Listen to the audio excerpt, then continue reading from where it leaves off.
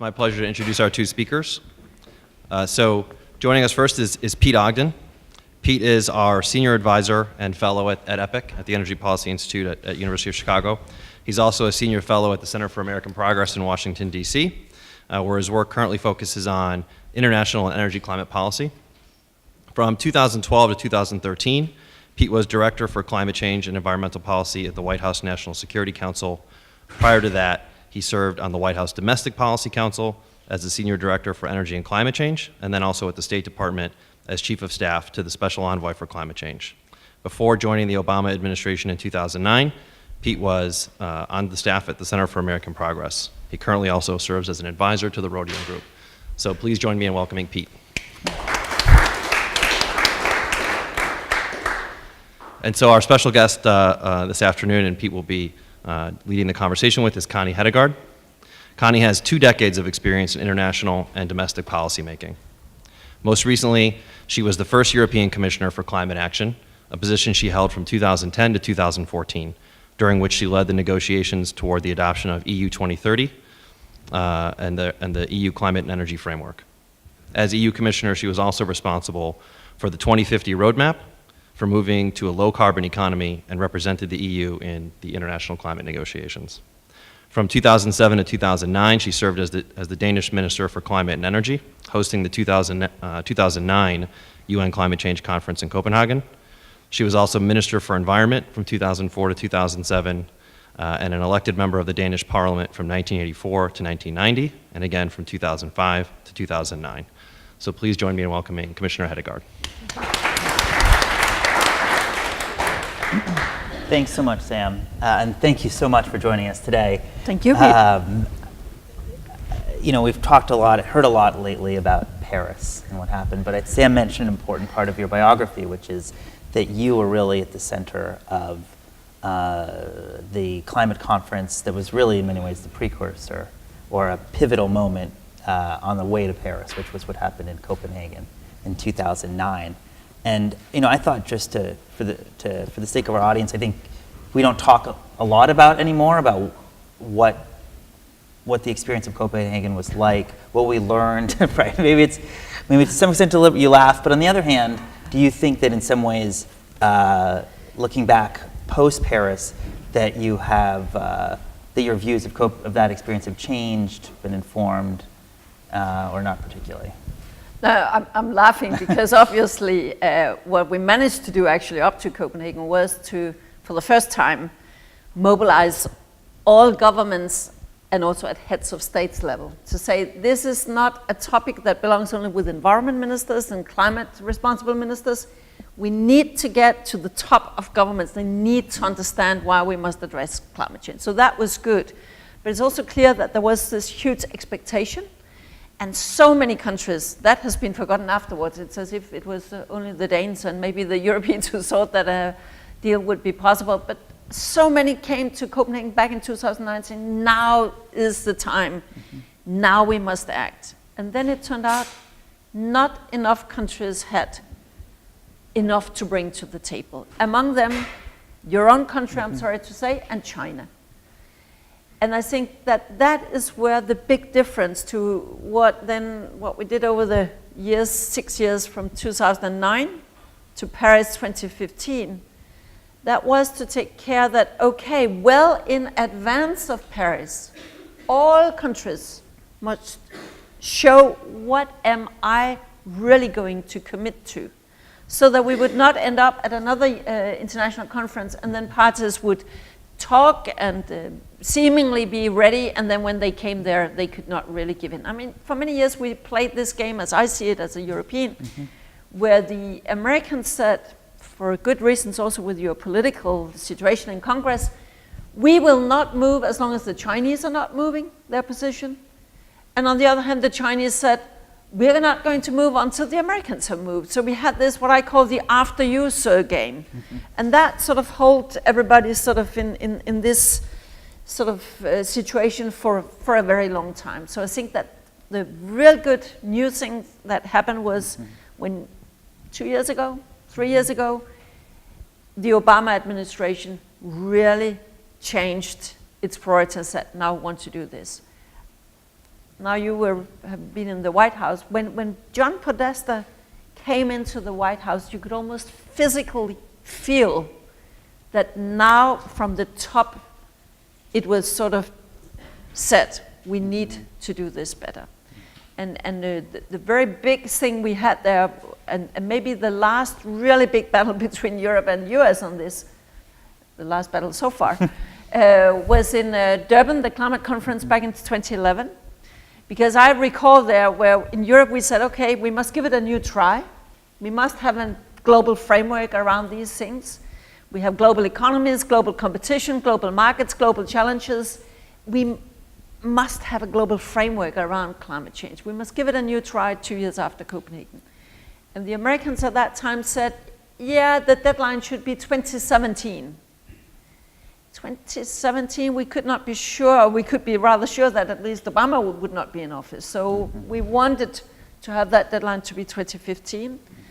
And the big thing that happened in Durban was that we together achieved all countries, also the developing big economies, would have to be part of a future agreement. That was basically what brought Copenhagen down, that China, India, others said, we are developing countries.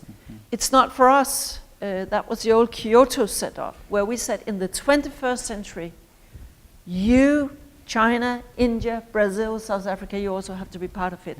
So, sorry for this long answer, but just to say what has been sort of the nightmare, you could say, of all these climate negotiations is that it has been a proxy in a way for a much bigger battle, taking the world from the old North-South paradigm of the 20th century, from the 1970s and onwards, to a new 21st paradigm of mutual interdependency.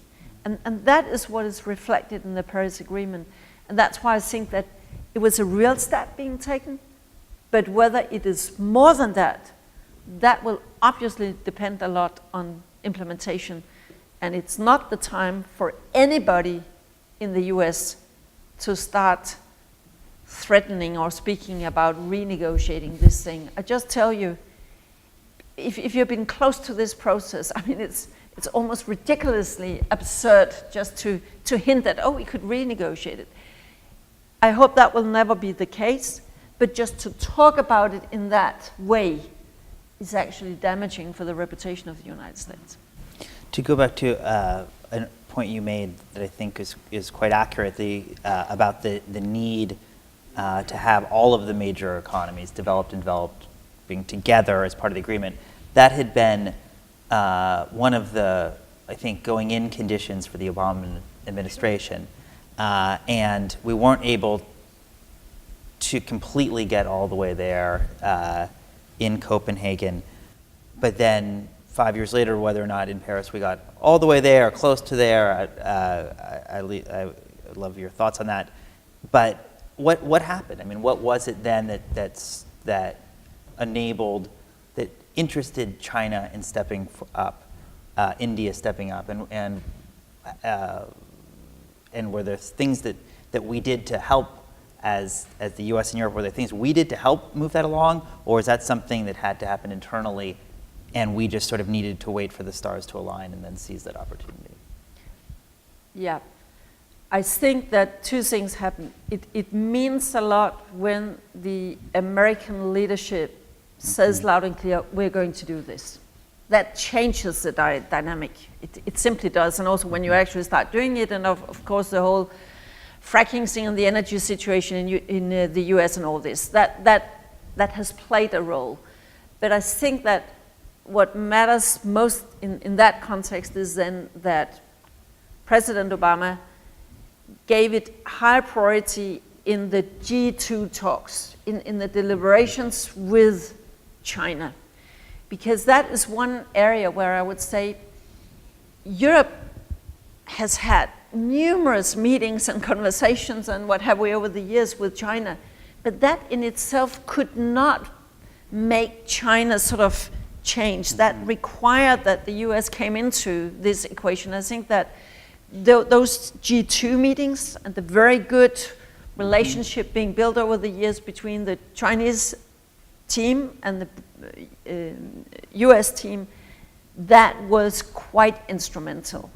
I think that it helped there that when we in Europe then adopted our 2030 targets 1 month ahead of a G2 meeting between President Xi Jinping and President Obama, that you could see that, okay, Europe is actually moving ahead with that, coming up with their 2030 targets.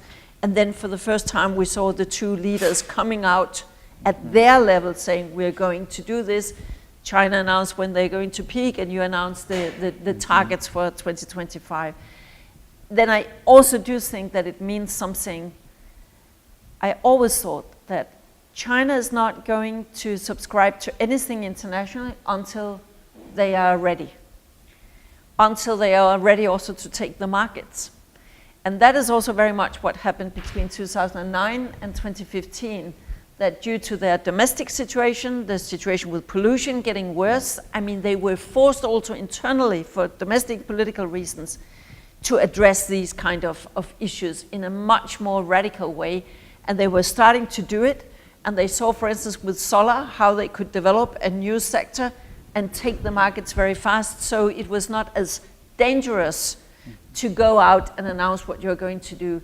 And let's also be frank, what the Chinese have announced, that they can peak their emissions by 2030. I mean, nobody believes that is very ambitious in no way it's ambitious. And they can easily do that. They can probably peak already in 2022, 2025. Some would say that they have already peaked maybe their emissions. But the politics of this was that they announced it at the global stage, and they did not do that until they were certain that they could deliver and would not be perceived internally as if the rest of the world told them what to do. Mm-hmm. So there's evolution on both the United States and Chinese side, sort of politically on these issues.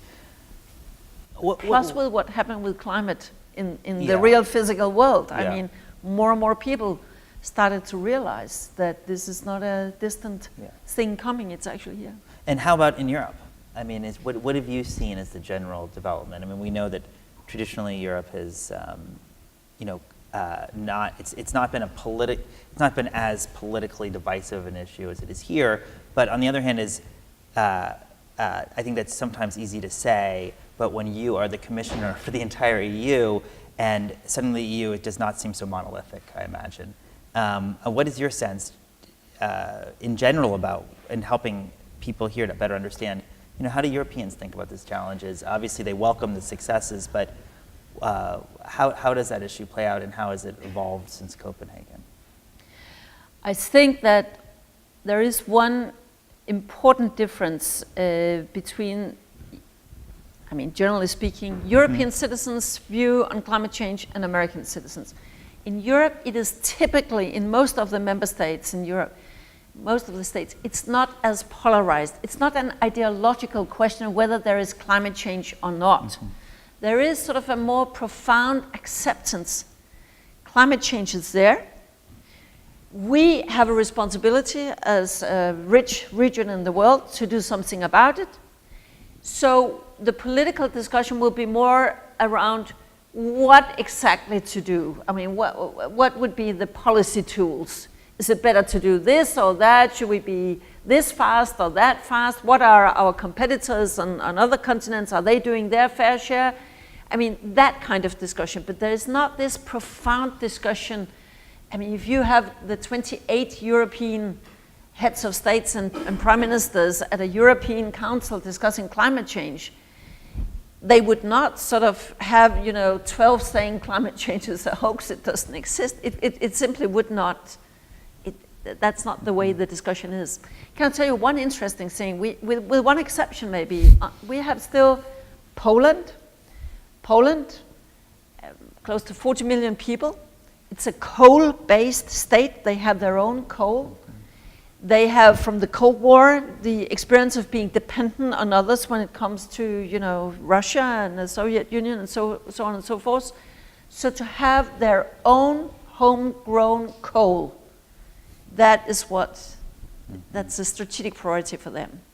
So they have always been the most reluctant country when it came to European climate policies, climate targets, renewables targets, energy efficiency targets.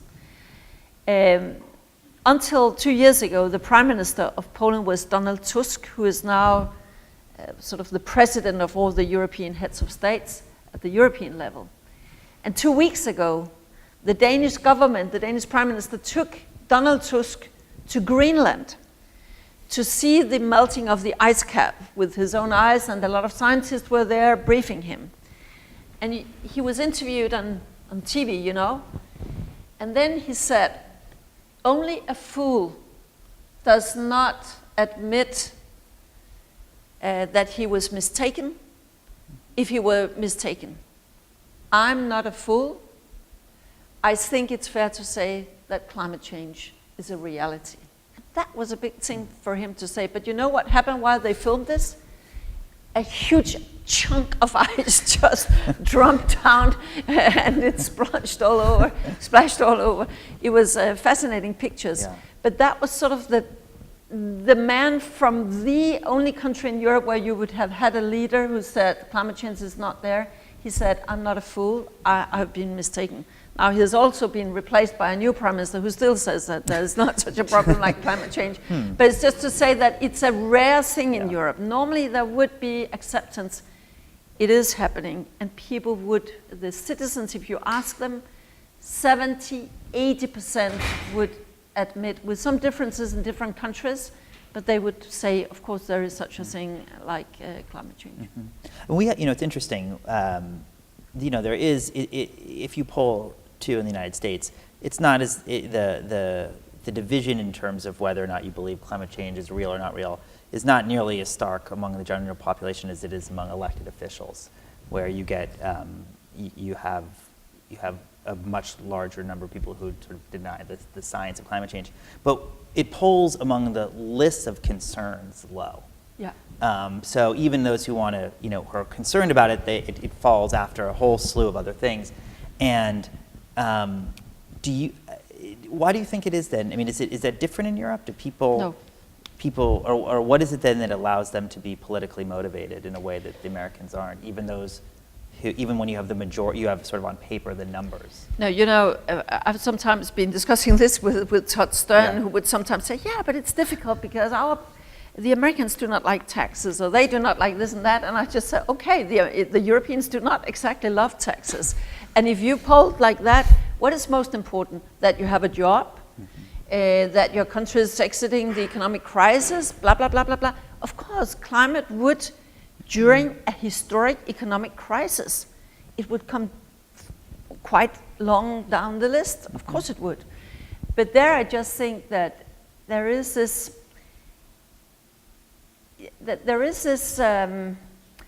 tendency among European leaders to say, the leaders would accept that climate change is happening. And the self-perception in Europe would be, we have a moral responsibility actually to do something about it. So the leaders would typically say, this is not whether we would do it or not. We could, lower this energy tax, or could we sort of soften this target? But it would not be, can we forget about this until 5 or 10 years from now when we have handled the economic crisis?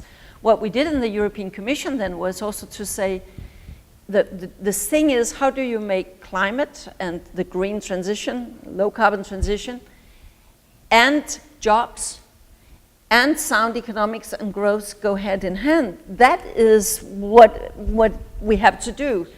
And there it helped, of course, a lot when we could try to sort of show black on white that some of the member states in Europe who had done most in this field had also a lot of exports increase in this area, a lot of jobs created. Germany today has more jobs in the renewable sector than they have in the coal sector. They used to be a coal nation. My country, Denmark, it's around 11% of our whole export that is now green technologies. 30 years ago, we had absolutely nothing, not a wind turbine, nothing. It has come through sort of political priorities, feed-in tariffs, creating a framework that we are now sort of phasing out, but basically created new strongholds in our industry. So that has been, of course, imperative to be able to show to people that this also makes sense economically. And then I think that actually sets us up sort of well in how I was trying to create a little bit of a chronology to our discussion here. It brings us sort of to Paris, really, and the shifting attitudes in China, United States, some sort of intensification of desire to get an outcome after Copenhagen in Paris. And I've always sort of wanted to ask you this. I mean, you as the person who was, one of the peculiarities of the international climate diplomatic for circus is that the circus moves to a new country every year, which is a strange thing because it introduces a new host. You have a new country that has two different roles all of a sudden. One is to negotiate its own national interest, and the other is to act as a neutral arbiter to try to drive consensus. And every so often, every 5-10 years, you end up with sort of a very big conference where all the hardest issues that were passed on from the previous ones eventually hit. And Copenhagen was one of those, and Paris, because of the timeline that was established, was another one. You actually, by the time of Copenhagen, if I'm not mistaken, had sort of taken off your Denmark hat and were really trying to figure out how to diplomatically wrangle this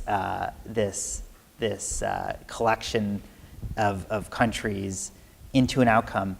So I think it would be fascinating when you, with all of that knowledge, which I think you probably have more than any other person in the world, when you saw what happened in Paris, what was it that struck you about how the French approached it, or what did you feel? At what points in the conference did you start to think this might work, or this wouldn't work, or what does it look like to somebody when they see, you're the only person who'd put on a climate conference where 100+ world leaders came. How did you feel as a kind of diplomatic institutional moment Paris operated, and then we can talk a little bit about the substance of it. No, I think the French did excellent in the way they handled everything, and they learned from Copenhagen that yes, you need leaders in there, but one thing that you could learn from Copenhagen was not to bring the leaders, the heads of states, in at the end of the conference, because these things are so complex. Countries will formulate their mandates for negotiation way before they literally leave home and go to the conference. So negotiators, experts the first week, and then ministers, portfolio ministers the other week, they have this mandate. So if they know that their heads of state is going to arrive on Wednesday or Thursday or whatever in week 2, would the negotiator from Tuvalu, would he then would he dare to change his position from what is in his mandate? And I think that was one of the evil dynamics of Copenhagen. I mentioned before as a positive thing that it was brought to the attention of leaders, which was important. But it was also clear that it was an odd cut. We tried to have established what in these international talks will be called friends of the chair group. You cannot negotiate with 30,000 people in the room. You can also not negotiate in a plenary with 2,000 people in the room.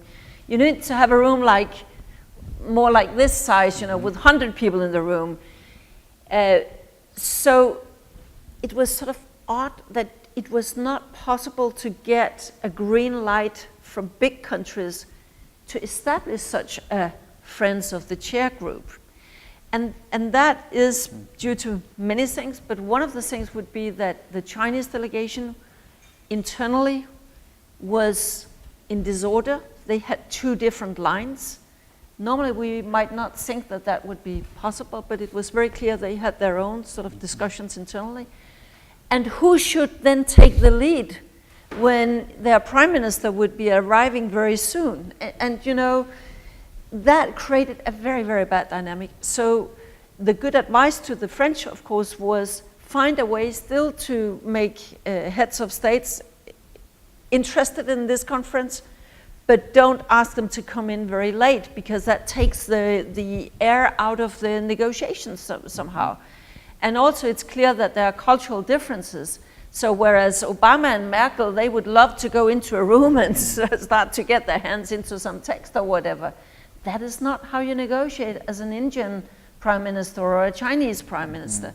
So the French invited the leaders at the start of the conference to send the signal to the negotiators and the ministers, now you have to agree, we expect you to agree, and then they left, and then the technical experts did their work. And then, of course, the other side of it is also that with all the respect that the Paris outcome deserves, and it's very, very important, and it is the maximum of what the world could agree to in December 2015, it's also clear that it is not as ambitious as what was tried in Copenhagen. In what sense? In the sense that what the parties pledge to do is very much what the parties sort of say they will do, but the pledges are not binding. And that is the big difference to Copenhagen. Not that, as some would sometimes portray it, as if anybody saw that in Copenhagen you could force people to do things that they do not want to do. Of course, you cannot do that in international diplomacy. But there is a difference. Say now that you get a president elected in the United States who would not accept Paris. What are the guarantees that came out of Paris? And of course you could say that also for Kyoto and all the things, but I think that it was more like a top-down approach that would do what is needed according to the science in Copenhagen. And then when that was not possible, then we tried, and I think EU played quite a role in that, say, okay, then we must have something which is not a total bottom-up. It has to be some kind of hybrid where there are some binding elements, and then we must see how far can we get the binding elements, the binding setup. And thus we ended up with this hybrid thing, which I think it can work, but we do not know yet whether it works. It is very much up to nations now to actually deliver. And by the way, we did another thing. We hoped that when we knew all the countries' contributions well in advance of Paris, and that was originally a European idea, but we had one more sort of thing to that idea. That was then, well in advance of Paris, we should see, does all these pledges add up to a credible scenario where the world would stay below the 2 degrees that was adopted in Copenhagen? And if the answer would be no, this is not enough, then there should be sort of a round where we say, okay, key countries, now when you know what your competitors are planning to do, and they are playing ball, could you add on a bit more to your target, to your target, to your target? As you know, that was not agreed. Some countries said, no, we are doing what we do, and we do not want to have that up for any kind of discussion, but that will now be up for discussion in 2018 when there will be the first review. So that's what, that's clearly, I think you've laid down one really clear marker, which is in 2018, countries all agreed to a collective assessment of whether or not what they put forth was sufficient, and to the degree that they're off course, naming specifically what that delta is, which is they did not want to do going in, right? Everyone put one offer on the table, and that was the final offer. Are there other things in the near term? I mean, while probably that's the first major that's going to set us up for the next one of these big conferences. But for this year in November, actually, the conference this year overlaps with the U.S. elections. So day 2 of the elections, we will find out who our next president of the negotiations. It's actually because often these negotiations happen in November. I don't think it's not the first time. I've been trying to find out how many times. See if we can figure out whether there's some odds we can make. What happens when the elections overlap with the climate talks? So it does happen. I think it happened in 2000, and there was a lot of uncertainty because we were uncertain about who won the election. But in any case, there is a climate conference in Morocco this year. There'll be other ones in subsequent years. What are the other kind of major points where you're going to start to say this is working or it's not working? I think that the decisive factor for many developing countries, that would be whether the developed countries deliver the finance pledged in the Paris Agreement. I mean, now we've been talking a lot about what we do here and in the US and in the US and in Europe and in China. If you're a developing country, what really matters is, can you jump a generation of technology or two, yes or no? And that is, of course, the smart way seen from a global perspective. Skip old technologies, go straight to the best technologies. And if that comes with an additional cost, say, of 10 or 20%, that is where global climate financing comes in. I think one of the most ideological battles we have seen in many years in the climate talks would be this, where a number of developing countries would insist that public money, public climate financing was better than private money. Where I would argue, and Europe would argue, and the US would argue, well, if you are in a Tanzanian village and you need to have access to electricity, if you're waiting for this only to happen through ODA, development assistance, then you will have to wait for a very long time. What really can get things going is if private investors to a larger degree will go into developing markets. And that is, I think, that is the litmus test now. Will that really happen with novel ways of doing things in the export credits institutions, in multilateral banks, in the World Bank, in many different ways, European Investment Bank, you have US systems, the OPIC, and you know, if we go in there and use the money intelligently to attract more private investments in developing countries, that is probably what would bring the fastest changes, and where developing countries really could see, oh, there's also something in it for me. I think that is really the litmus test. And I think if we come to 2018 and the developing countries would say, we didn't see any money still, that would be a very negative thing. It's really interesting because one of the, you're primarily talking, and I think historically we've been mainly talking about developed countries investing in developing countries.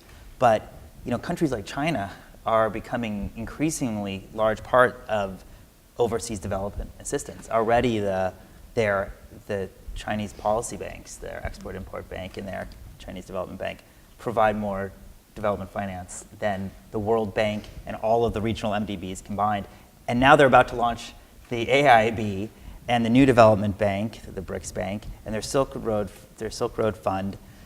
You know, are you concerned about the risk that all of this transitioning away towards clean energy projects is going to just be backfilled by finance from developing countries that may not be as sensitized to the climate risk? And that a project that the World Bank doesn't fund because it's a new coal project and it's foregoing new coal projects, then just becomes, you know, project number one on the for a new Chinese. But that is happening already. I mean, in Africa, if you visit different African countries, it's clear that the Chinese have come there with a very big purse and invested in lots of things: infrastructure, energy infrastructure, transport infrastructure. Went to Botswana last year, but it's also clear that it also runs into tremendous problems and also some kind of resistance here and there, because this kind of money often comes at a price that is getting more and more visible for those at the recipient end. So saying no matter what, that happens.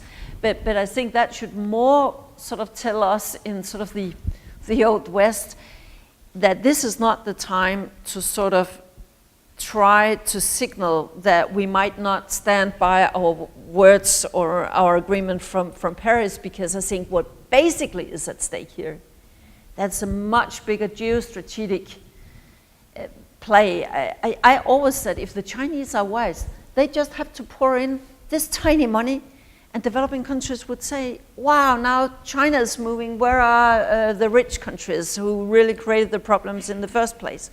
So that's also why, in a geostrategic perspective, it is absolutely imperative in my mind that Europe, that North America, that Australia, many of the Japan, that we are delivering on our promises. Because what is behind all this is also who is going to sort of lead the pack in the 21st century, and that is in many ways not a very nice question to answer.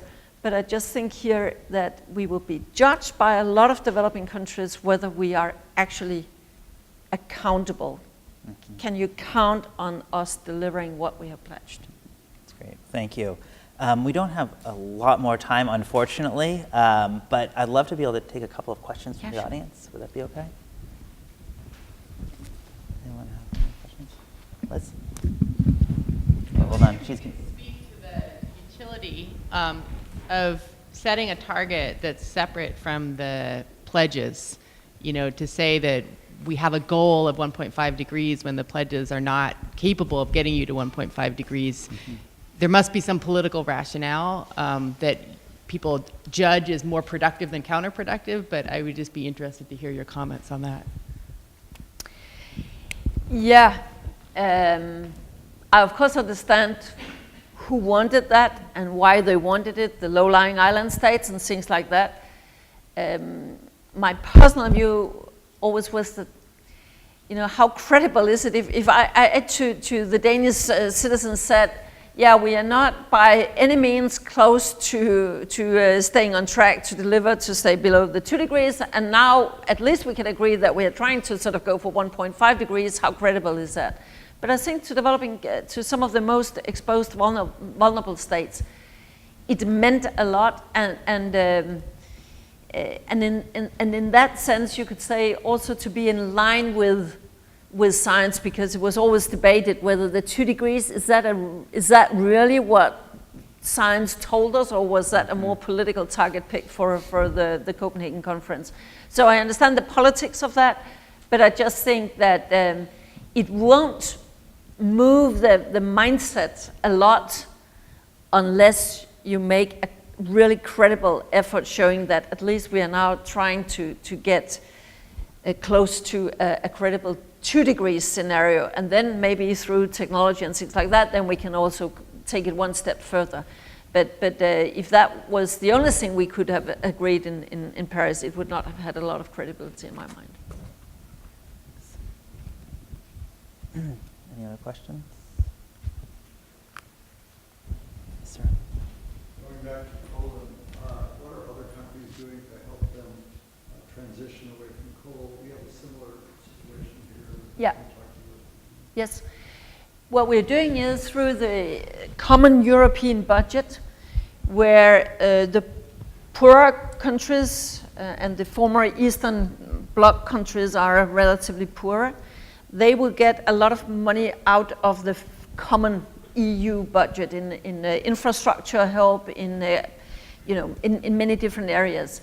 And what we did in the last budget in Europe on this was to say at least 30% of the whole, no, at least 20%, 30% of agricultural support, at least 20% of the whole EU support to countries must be targeted them living up to their climate targets. So that was a new way of doing a budget, actually, to have such a sub-target for 20% of the whole EU budget being directed towards climate. And Poland is the biggest net recipient of support from the community in Europe through the structural funds. And there we, from a European side, have a potential to help them making the restructuring. Of course, it's not easy. They have a province, for instance, it's called Silesia, where they have 100,000 jobs in the coal sector. It's not something you just change overnight. Of course, you have to have a social strategy. How do you actually do this differently?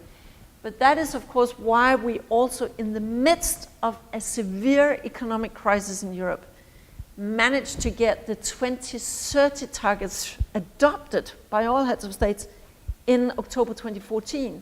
That's because you cannot change Silesia in 1 year or in 5 years, maybe not even in 10 years.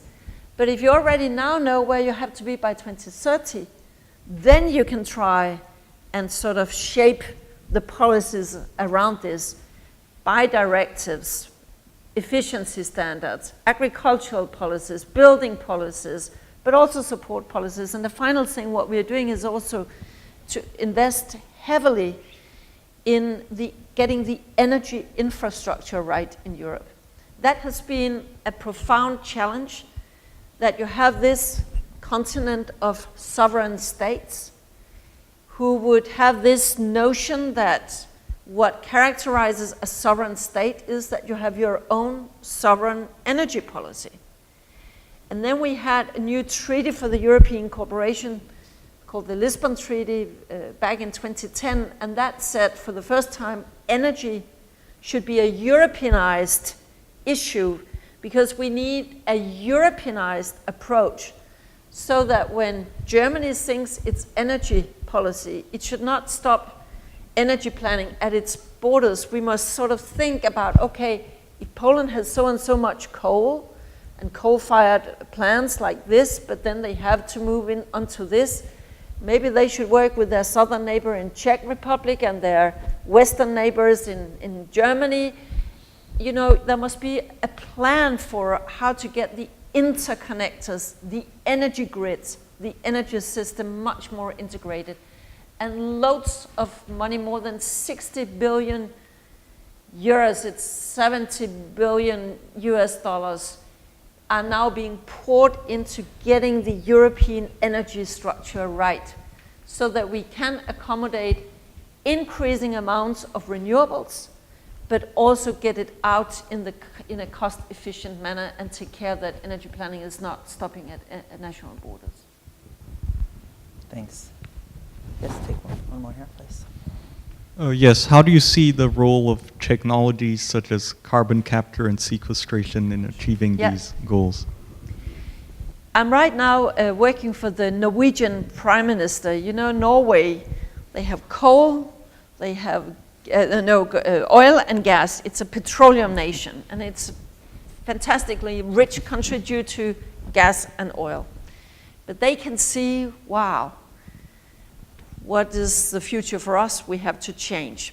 So Norway is probably the country in the world that has poured most money into carbon capture and storage, because they still have a lot of oil and gas in the North Sea. And the problem is that even a country like Norway, a rich country, with a big sovereign fund based on income from revenues from oil and gas, they poured billions and billions into the system. And so far, there is not one really good system up running. It just tells us that, I mean, 5 years ago, when people really thought, carbon capture and storage, CCS will help us all out, and by 2020, it's all over the place. When in the European Union, we wanted to create 10 CCS projects in Europe, partly for European money. We asked governments for projects, and the projects came in. We ended up having not one, there was 0 projects that the nation states wanted to support economically. So my view is there are smart things to it. I think that for companies, big industrial plants, there are some prospects. For oil recovery, there are some prospects. But sort of the big CCS technology with current oil prices and things like that, it is very, very difficult to see how you can make a good and credible business case. So it's not taking off, and I'm not ruling it out. I think we need all the technologies we can think of in the future, but I'm glad that we were some back then that said there won't be such one technology that will just get us off the hook. It's unfortunately not that simple. Bob, do you want to take the last one here? I was very curious to know what, sort of looking really far into the future.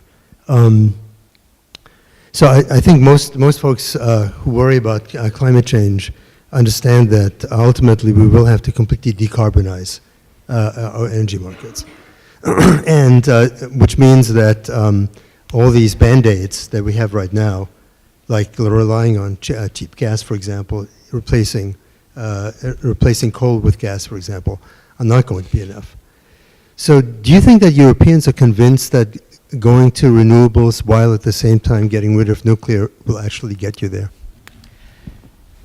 There is not sort of one policy on nuclear in Europe. Some states have it.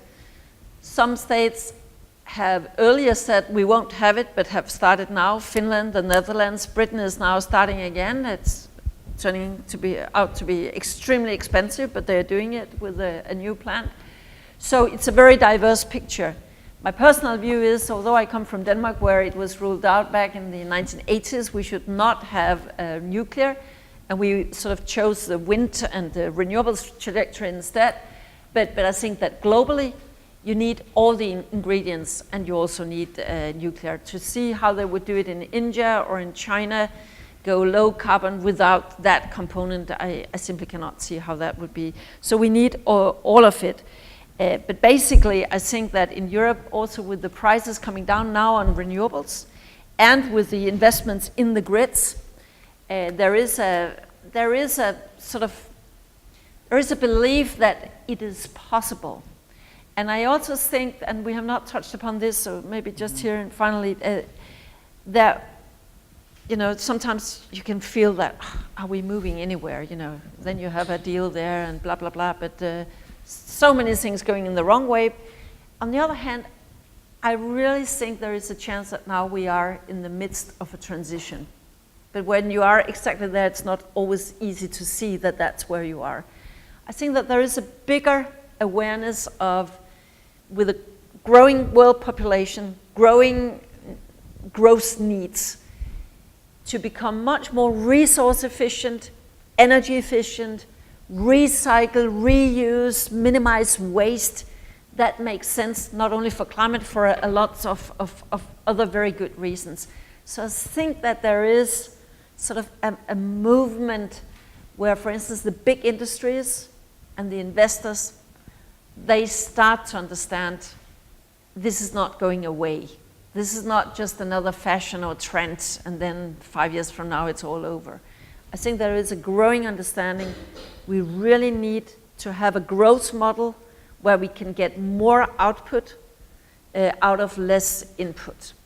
And it starts with energy, but it doesn't stop with energy. And I think what we see in the transport with the electrical cars, with the technology development, with waste handling, circular economy, I really do think that also with the new generation, there are some other values also sort of getting more and more prominence, where we also need some new business models. Maybe we don't all need to own our own car. It's good to have access to driving a car.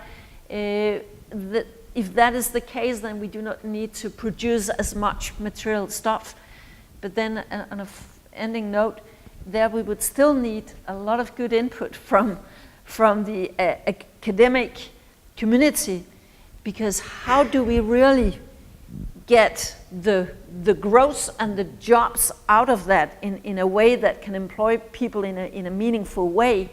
And there I think that we need to have not only the scientific case for this done, as is being done all the time, and the economic case, price externalities, but we also need to understand what makes people start to behave different, that we do not necessarily need to have more, that quantity is the only way of sort of measuring things. How can we have a more qualitative dimension also? So to be better at integrating knowledge from different academic fields into the political discussions. That's just a small task for you, but I think that is still very much needed in order to do the real green transition.